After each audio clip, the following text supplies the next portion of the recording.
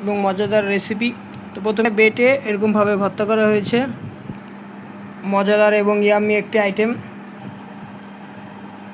আজকের সব কটা আইটেমে আমার কাছে খুবই লোভনীয়। এবং হ্যালো এভরিওয়ান, আসসালামু আলাইকুম। রন্ধনঘর কিচেনে আপনাদের সবাইকে স্বাগত জানাচ্ছি আরও একবার।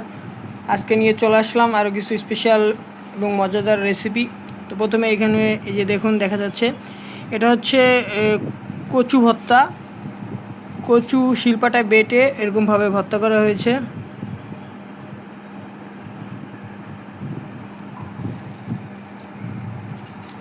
এরপরে চলে যাচ্ছি মজাদার এবং ইয়াম্মি একটি আইটেম।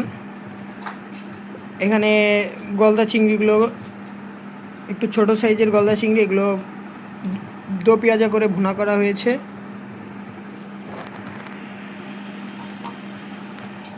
তারপরে এখানে একটি চচ্চড়ি আইটেম, চাল কুমড়া এখানে একেবারে চিকন চিকন করে তারপরে ভাজি করা হয়েছে। দেখুন,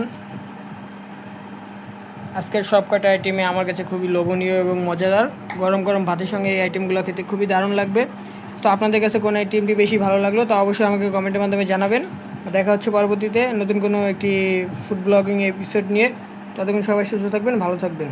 আল্লাহ হাফেজ।